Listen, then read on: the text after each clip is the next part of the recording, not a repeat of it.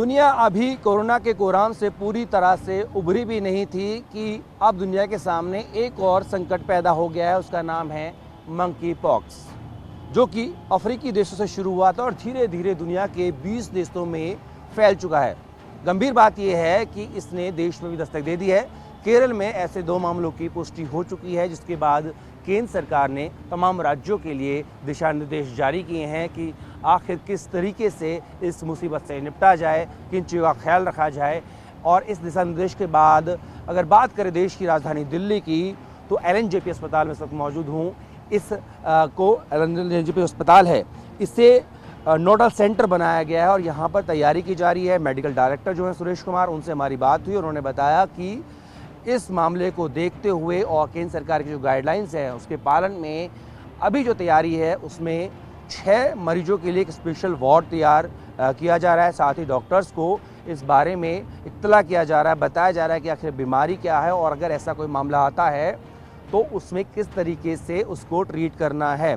हालांकि अगर बात करें सैंपल की, लैब की, तो अभी उसके लिए दिल्ली में कोई लैब तैयार नहीं हुई है। लेकिन अभी अगर कोई ऐसा मामला आता है तो पुणे की लैब में उसको भेजा जाएगा।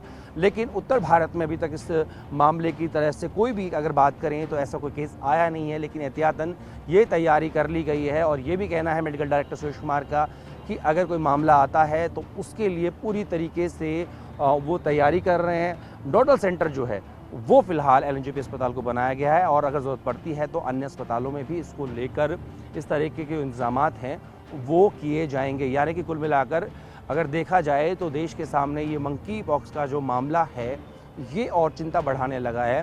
हालांकि इसके लिए ये भी कहा गया है, मेडिकल डायरेक्टर हमें बताते हैं कि जिस तरीके का प्रोटोकॉल या निर्देशों का पालन जो है कोरोना के मामले में किया जाता था, यानी कि मास्क लगाएं और साथ ही साथ 2 गज की दूरी बना के रखें, ऐसा इस मामले में भी करने की वो सलाह लोगों को दे रहे हैं, क्योंकि ये मैन टू मैन फैलने का इसमें ज़्यादा खतरा रहता, खासकर उन लोगों के लिए जो कि मीट खाते हैं, क्योंकि जानवरों से ये इंसान के अंदर फैलता है और इंसान से फिर दूसरे इंसान के अंदर। तो तमाम इन चीज़ों को लेकर जिस तरीके से केंद्र की तरफ से गाइडलाइन दी गई हैं, गाइडलाइन जारी की गई हैं, उसको लेकर अब दिल्ली में भी पूरी तैयारियां कर ली गई है। बिजनेस राजीव रंजन के साथ जितेंद्र भाटी, TV9 भारतवर्ष, दिल्ली।